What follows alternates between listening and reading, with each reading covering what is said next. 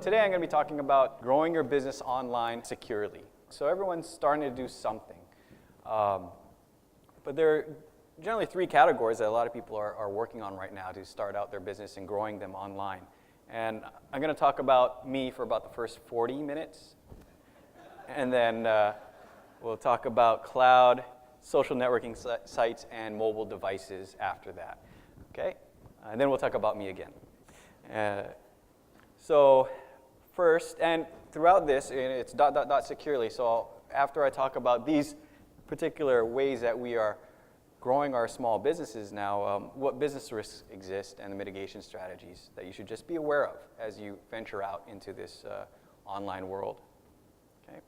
So let's start with the important information. 1990 graduate Mariner. Anybody from Mariner? No? Anybody? There, see? Cool. Yeah, IELTS champions this year. Hasn't happened since 8th grade, for me anyway, which was last year.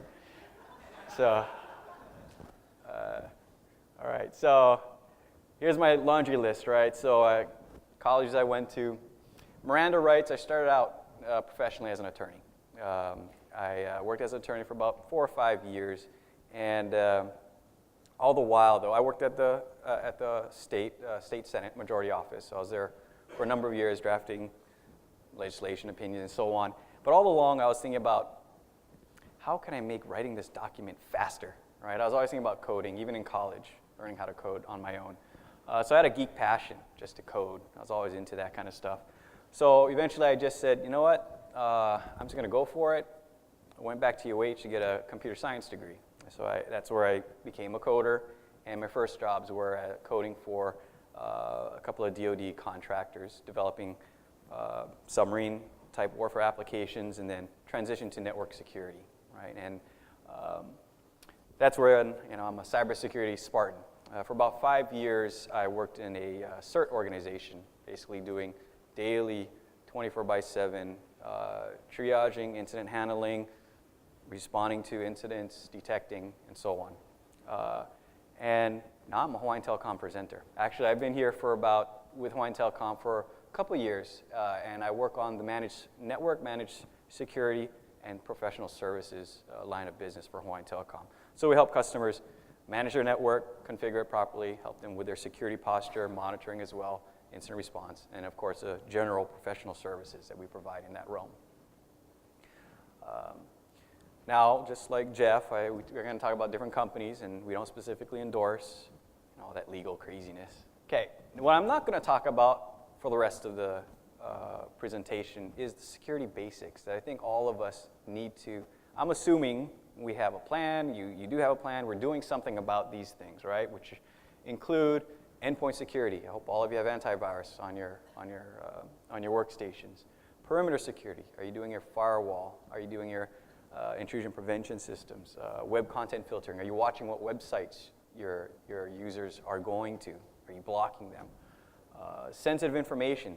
Have you identified them? Do you classify them? Identify. Have you put them into a certain file server and you're monitoring who's accessing that file server? Are you labeling them confidential so that you can tune your sensors or your signatures to look for that label as they cross the network or if they exit your network? Logs. Do you have a system that's collecting them? And do you have people that are periodically looking at them? Preferably you do it real time. Of course, not everyone can afford that. But in some way, if you do have a substantive infrastructure, a LAN of some sort, certainly start collecting the logs, look at them periodically. In some cases, compliance may require you to look at them periodically. So these are the basics. An incident response policy.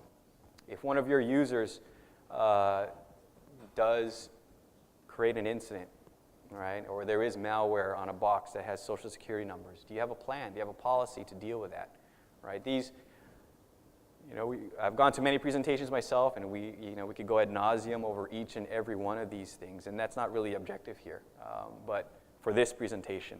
But it's something that you should have as your basis, your basic security posture, right? Make sure you have this in place. If you don't, then definitely start working on it, because when things happen, these are the things that will protect you and that will help mitigate the issue. Okay. So we're all trying to grow our business, small, medium businesses, online. We see it all over the place, right? And we're seeing it with social networking sites they're trying to use, cloud applications, and mobile devices. Jeff and Tamara, actually my last name is also Kumins. Just kidding. Adopted Kumin. So this is how small and medium businesses are entering the market now and are trying to bring in new customers, trying to connect with their customers in Hawaii. Okay, so we have something here. Okay, so we're going to talk about the cloud first, since it just entered into the presentation here. We went over this. I'll go over it quickly because we talked about the cloud earlier. But what is it, right? What are you getting from the cloud? You're getting real estate and environment, air conditioning, all right, cooling, space. You're getting hardware. You're getting operating system. You're getting a server. You're getting the application itself, his QR application, and this is the distinguishing factor. It is your data that's being housed on a third-party platform. Okay, so that's one of the biggest differences, right, with this new infrastructure. Before, it used to be mainframes, clients. Usually, you owned everything, right? Difference here is your data. So when it's your data, you have a lot of things you have to think about, right? Who owns it? Where does it go? Who has access to it? What if that third party goes out of business? All that kind of stuff.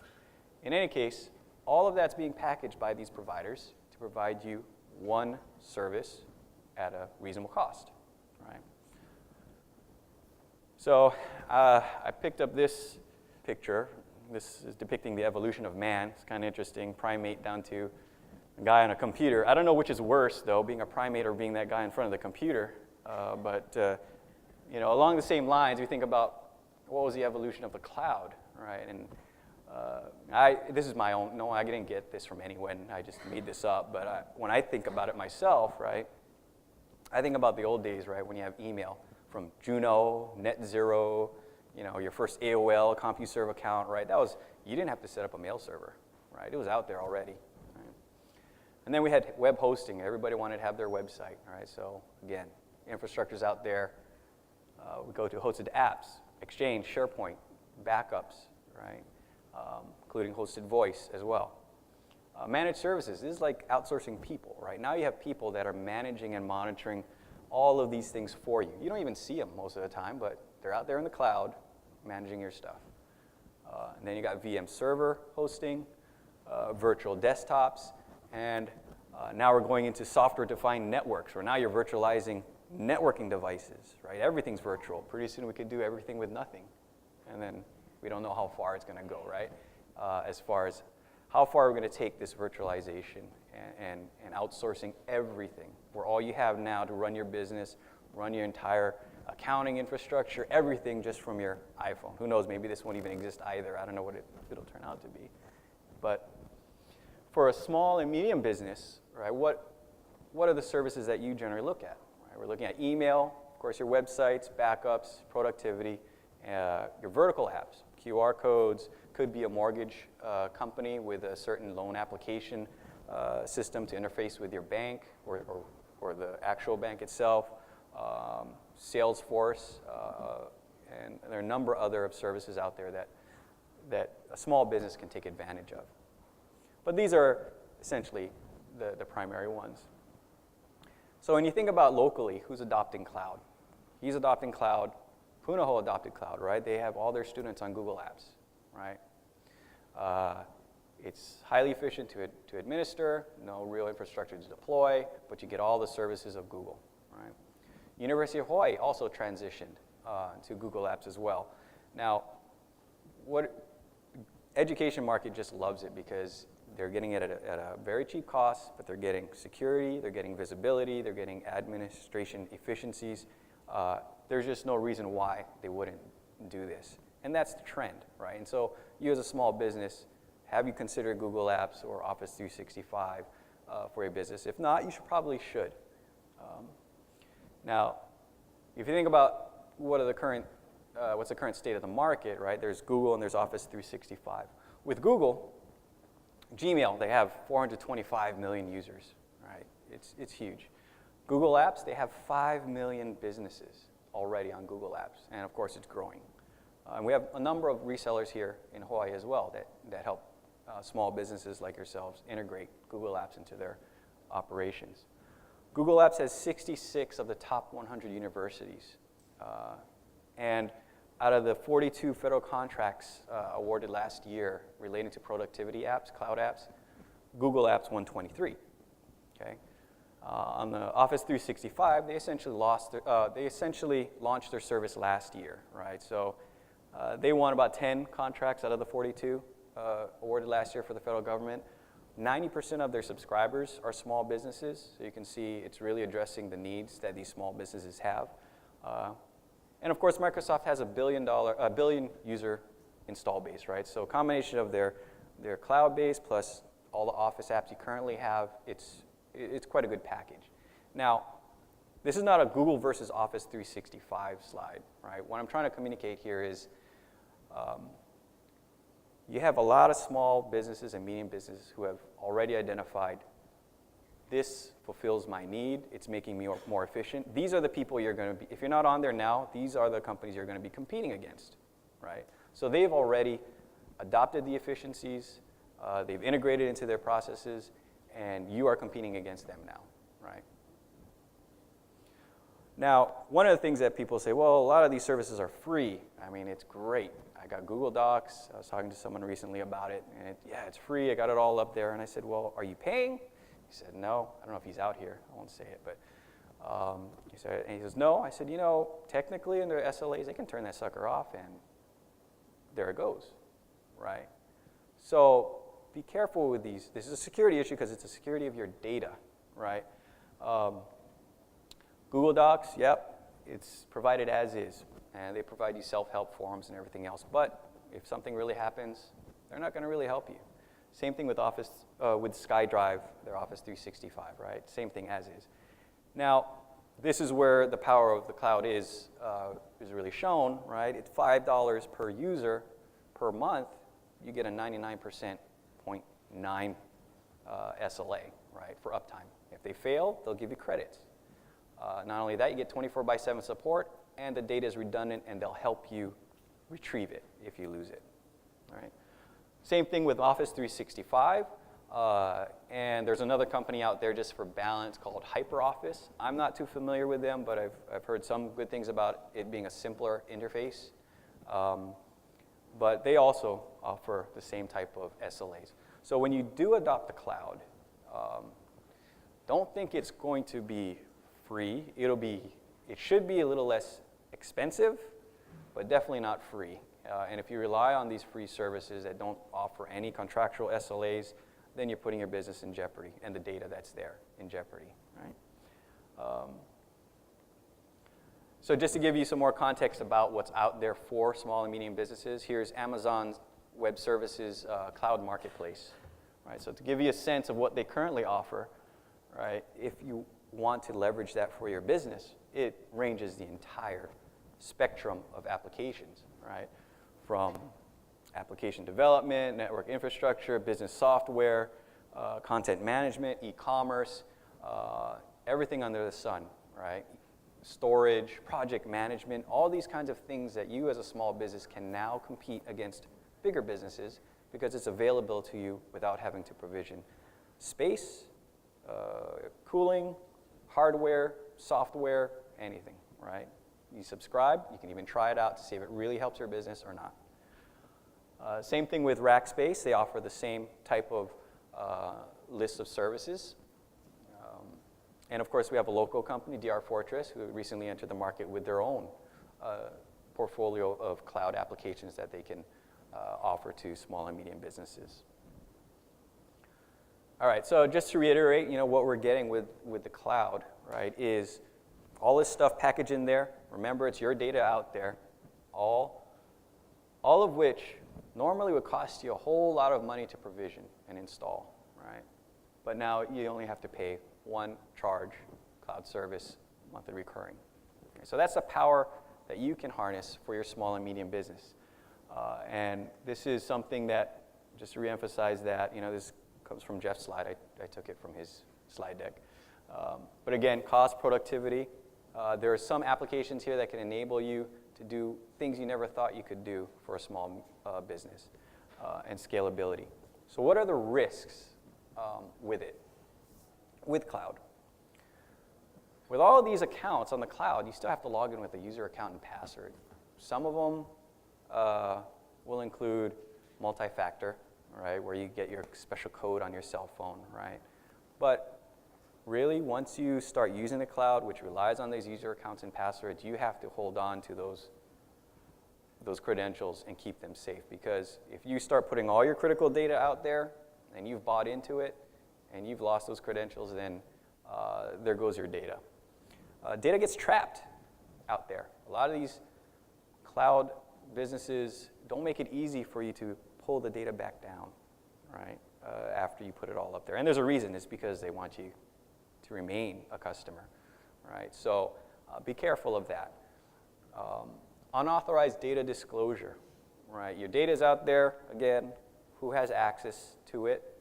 So you want to interrogate the provider to make sure they have some mitigation measures, they have some policies. And no internet connection equals no data, no application, right? So that's another risk you have to keep in mind is once you buy into the cloud services, if you don't have your internet connectivity, what are you going to do? Do you have a plan around that, right?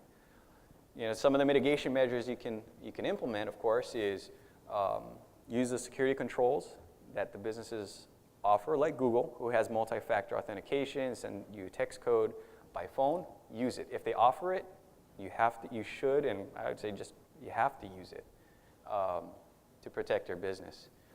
Protect your user accounts. I'm going to go into more of that later on one possible way to protect your user accounts.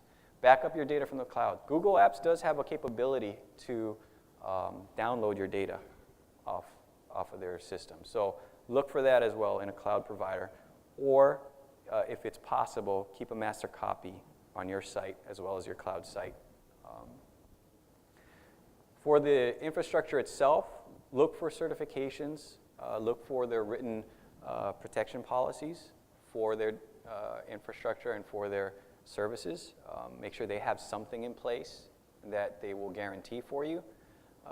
And also, internet redundancy, right? Clearly, you don't want to be in the case where you lost your internet connection and you just can't process an order, right? So think about having redundant internet connections. Okay. So now we'll move on to social networking sites. I don't know if anyone's here heard of Facebook or MySpace. Okay, so one thing about social networking sites, right, in small and medium businesses or businesses in general, is they're realizing that there's high value in communicating with customers through these sites. So you look at Macy's, right? It's a national brand, but if you look at the bottom right there, they have a little thing, stay connected. I think you've seen this a lot with other websites you've visited, right, where they said Facebook, Twitter, Pinterest, YouTube, Mlog, mobile apps, and of course, email, right? So at the national level, right, international level, they're trying to meet their customers there. All right, so what's happening locally? Well, this is kind of semi-locally. That's two of my 3 kids. But this is Microsoft. You know, they're opening up a store at Ala Moana, right? And at the bottom there, you'll see like us on Facebook, like us on Twitter. All right, so what are you doing as a small business? Are you interacting with your customers out there in this same way? All right? Is it possible for you as a small business to do that? You know, we saw earlier in the presentations, yeah, it certainly is in a cost-effective way for good returns. But here's an example. I don't know if you're familiar with Kissitin, the coffee shop at Hawaii Tower near Ala Moana. It's a coffee shop where all the young kids like myself go to have coffee, pretend to study, and do work.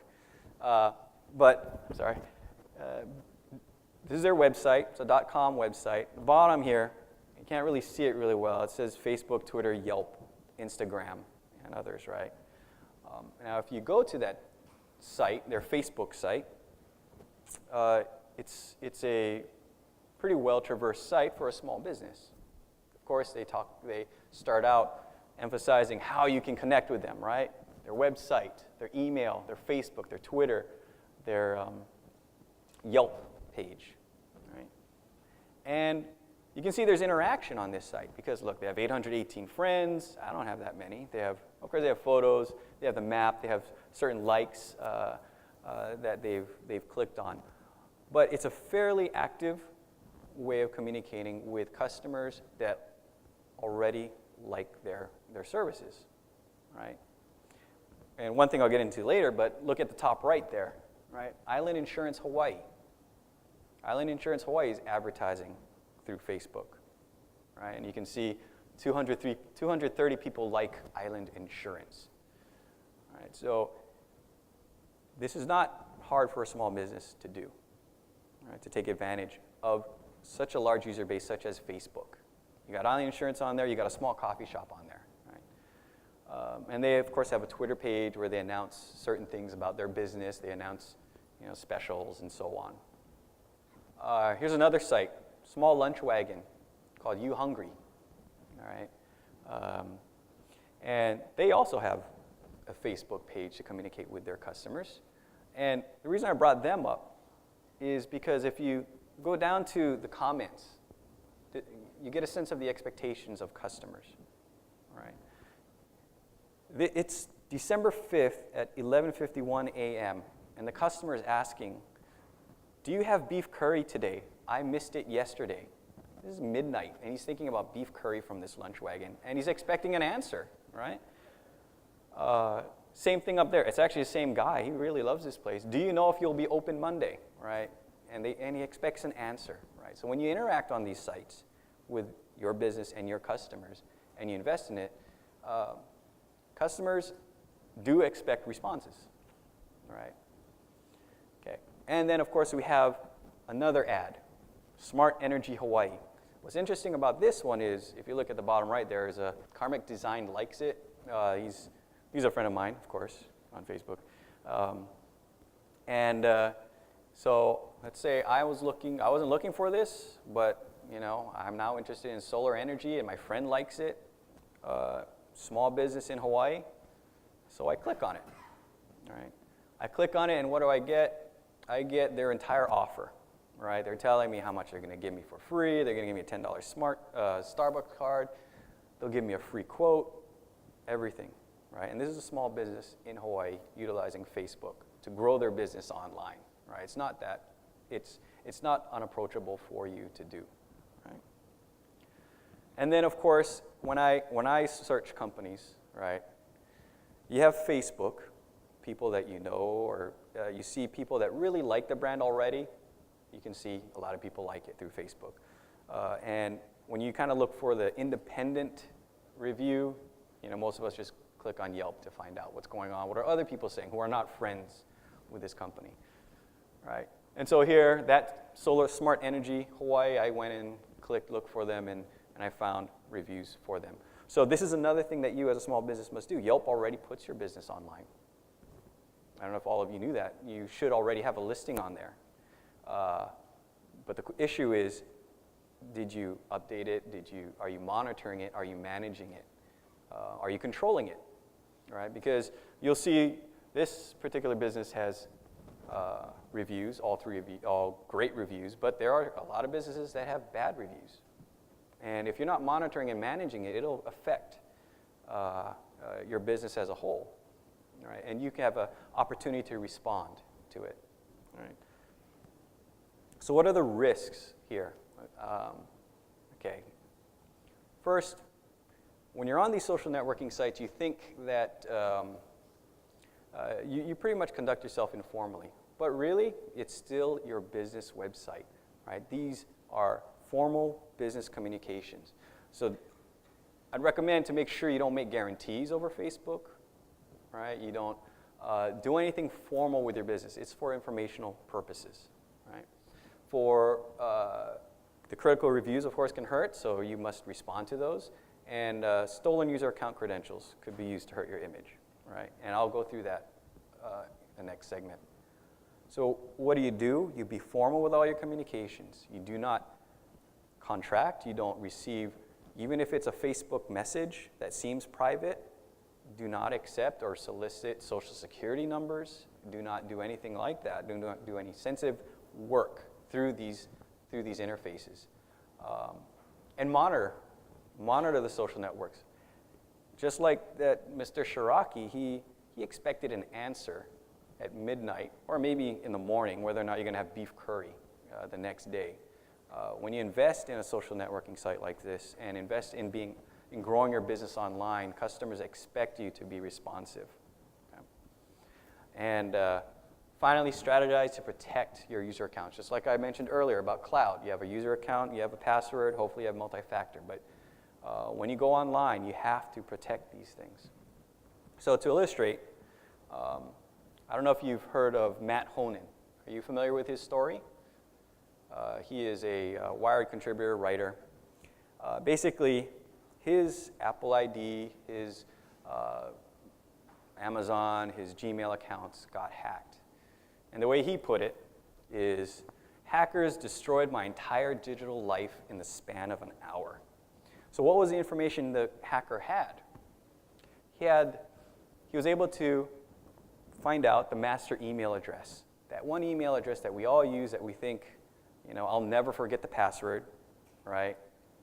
They were able to find that out. And it wasn't a secret one. It was just one he's used personally for a long time.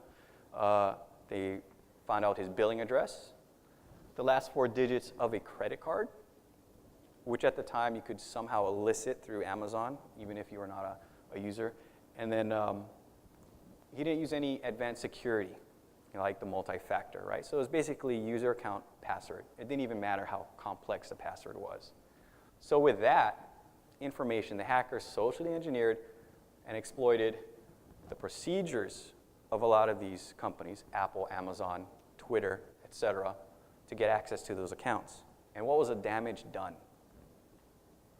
Deleted 8 years worth of email on Gmail, right? Took over his Twitter account, which he's a public figure, right, and started blasting out offensive messages.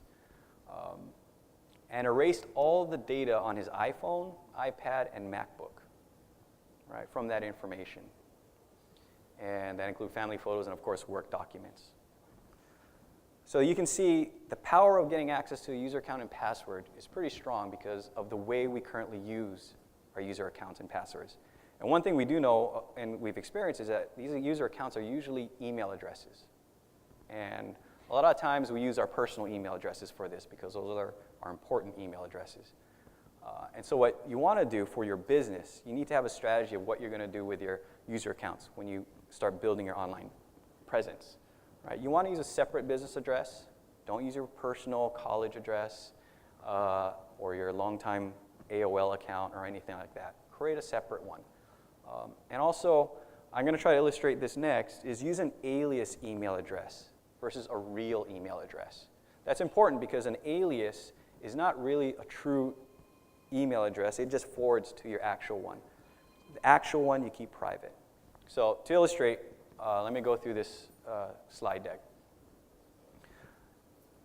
I remember, when you first got your email addresses, you all come up with crazy names. Let's say back then when I first got my first email address, Air Jordan 808, right? Yahoo.com. So as you start progressing in your career, all right, you start, use that email address for personal, right? Your family, your friends, and so on. And then as new services came on board, Hotmail and other ones, you created those, Air Jordan 808, live.com, all that kind of stuff. But usually they included what is a recovery email address? And so you point back to the one that you've always used, thought was great.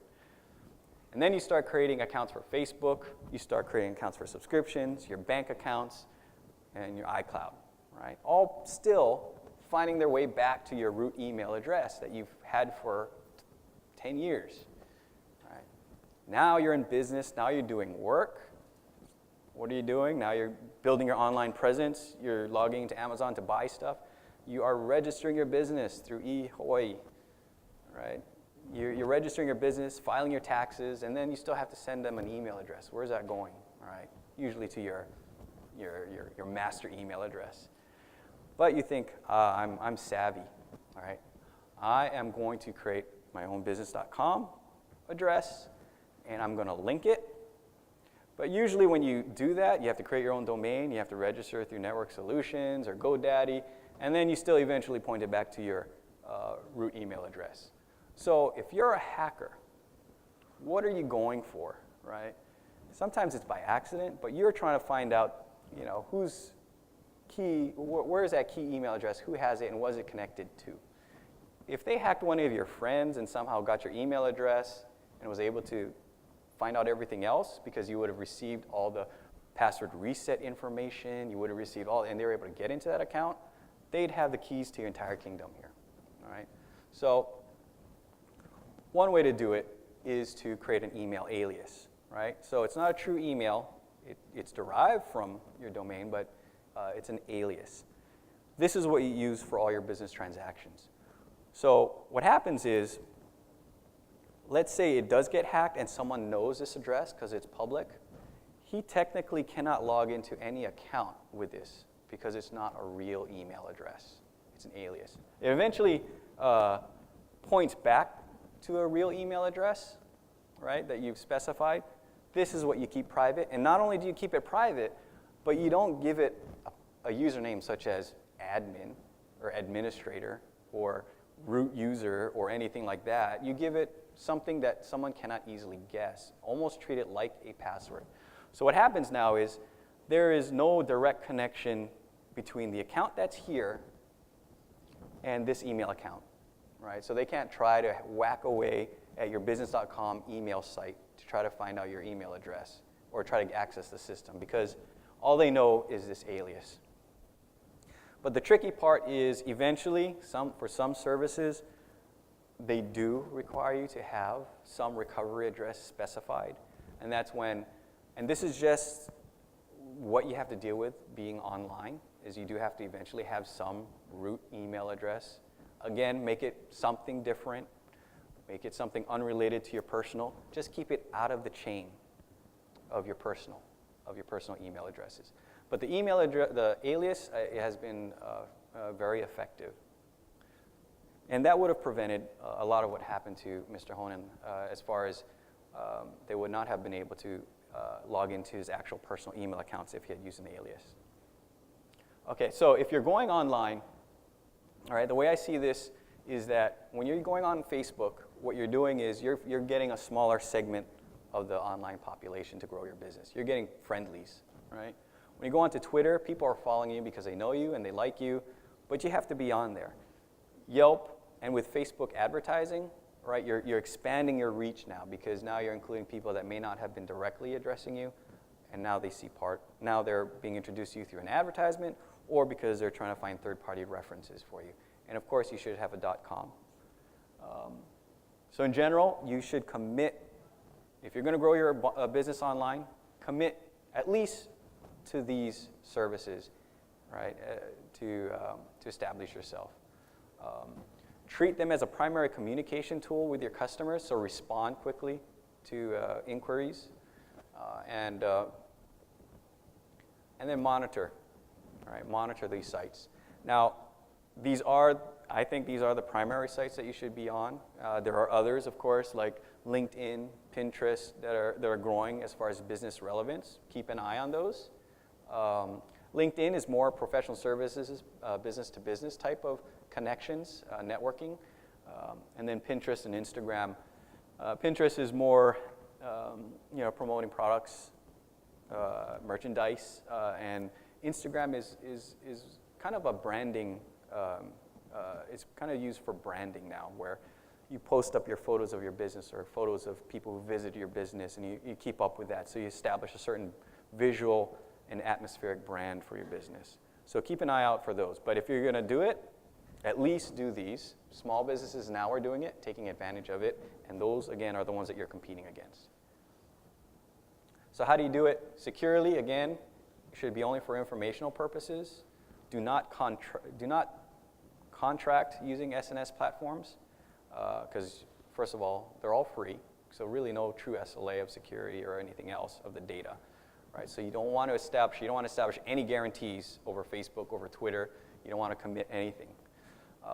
Monitor and respond, and then segregate your business accounts from your personal accounts. Okay, moving on to mobile devices. We're going to talk about mobile consumers. I think most people here have a cell phone. So what is happening in the local business market with cell phones? Right? 94% of people with a cell phone have searched for local information. Right? 70% have called a business after their search. 66 visited in person after doing the search and calling. 90% of them, after using their cell phone to research a business and do some other things, they took action, right, within 24 hours. 45% use it in store to research products and services, and 722 million people have smartphones, at least those that were shipped last year. So clearly, it's a platform you want to be on, right? So what are people doing here locally? Right, so I was on the KITV site, and of course, KITV is pretty good as far as displaying ads of mobile sites.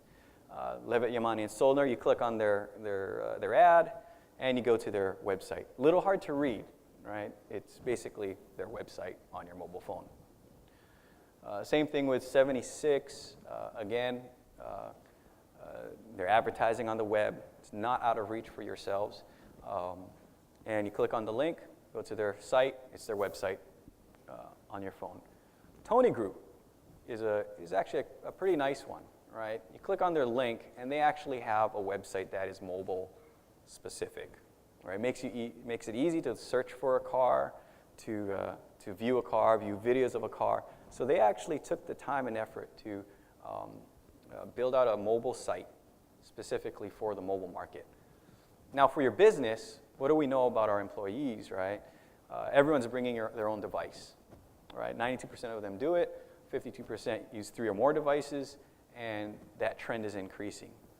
Now, when you think about allowing your employees to bring in their own devices, a study was done by Citrix to identify why are businesses doing it, what are the reasons, at least what did they say were the reasons. One was morale, right? They thought, if I allowed them to bring in their iPhone, they think this business is cool, we're hip, so it improves employee morale. Right? And they get to play with each other, with different iPhone apps and games and things, right? Another one is they feel that it'll increase productivity. Right? I remember I was in I don't know if some of them are out here, but I was in a presentation regarding BYOD with the education market. And I said, okay, with productivity, work anywhere, anytime. And I asked the teacher, so is this your requirement where you would want to be able to work anywhere, anytime at home? Is that why you need BYOD? And she said, I don't want to work at that time. I don't want to work anywhere and everywhere, right? Is it truly a requirement of your business to do it? But that's what they're saying. They feel that it's going to increase the productivity of their business. Another thing is latest technology. Does your small business right now need that latest technology? What's the reason? What's the driving factor? And then cutting costs. And it can cut costs because the business doesn't have to pay for it, right?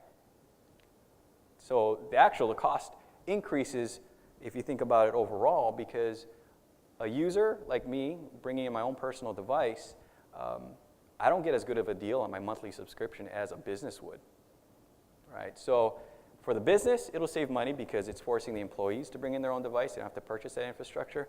But personally, for an employee, it's actually more expensive, right? I mean, that's why everyone has their iPhones and iPads. It's not cheap. So what's the strategy? First, determine the value of mobile to your business. Invest in a mobile presence, like Tony Group. Build an app only if the value is identified. And purchase apps that truly improve. I got tons of apps on my iPhone that I don't use. I thought I would use, but I don't use anymore. I mean, really, think about the apps that you purchase. Are they going to help your business? And also take advantage of mobile-enabled sites from your suppliers and from your partners. So what are the security risks, right, for mobile? Right, so let's say you're a business and you have sensitive data here. You input in your database down there, right? Another employee comes by. He says, I need that information. I need to create a Word document, and I have to send this file out. He saves it on his file server. All right, so now this sensitive information is also available to your customers or even your employees remotely. So you put it out to your DMZ so it's available to your employees or your customers. Now with the mobile device, right, now it's out there, right, on your laptop. How are you going to keep that secure? And let's say an employee out there says, I need this information, and when I get outside, I'm going to email it to my iPhone. Okay, so now where's your sensitive information? It's all over the place. Right? And what the hackers do, right? They're phishing you. They're trying to scam you. They're implanting malware into websites, hacking your workstations. They're going laterally, internally, trying to get into your server LAN network. They're banging away at your perimeter, hitting your websites, and now they're attacking your mobile devices, right? And they're attacking your cell phones. Right, so what do you do? 2011, you want to, as far as giving a sense of the threat landscape, these are the different OSs for mobile phones. The market share for Android is 70%, but they also represent the largest percentage of malware out there, right? iOS, I mean, they don't really release data, but generally we haven't heard too much about it. BlackBerry, Symbian, Windows. Java Mobile Edition is really high, but not many people have that now. But there's a lot of malware for the Java-based. Thing about Apple, though, what I think about, yeah, the data is not public, isolated reports of hacking. But to me, as a former coder, I'm thinking about how can you quality control 755,000 apps? That's how many are out there right now on the App Store. So for them to have reviewed and sanctioned them as all secure, it's possible, but it seems fairly difficult too. So mobile devices now are being attacked like it's 1999, right? We got phishing scams, we got malicious websites, and we got malicious web advertisements. So as you browse on your phone, treat it as though it was a desktop of 1999, which had almost no security, right? Be careful. There is, like Fortinet released a report about a Trojan that you download to your malware, you download to your workstation. It tricks you into downloading Android software to your phone, and then they own you, all right? And they start hijacking your messages and getting bank information. So as far as the content associated with malware, mobile content, the top 5. So I'll go through 5. If it's an entertainment website, that's what they've attacked. Web advertisements, of course, those are easy. If someone searched computers or internet on their mobile phone, a lot of that content seems fairly general, but they've laced that with malware. Known spam sites, of course. Hopefully you're not going there. And of course, pornography, right? Viewing pornography on your mobile devices. So when you're out there, the other thing that is difficult about mobile phones and mobile devices is that they are outside of your perimeter. All right? So even if you had a firewall, an IPS, the whole stack, content inspection, everything, usually when you're browsing, you're off your 4G LTE or whatever the case may be, you've lost every value of the security that you've implemented. So what are the risks and mitigations? I'll go through this real quick. Sensitive data is being distributed on more devices. I won't go through all of this as I think I'm running late. But ensure that the sites and apps that you develop go through some sort of security review.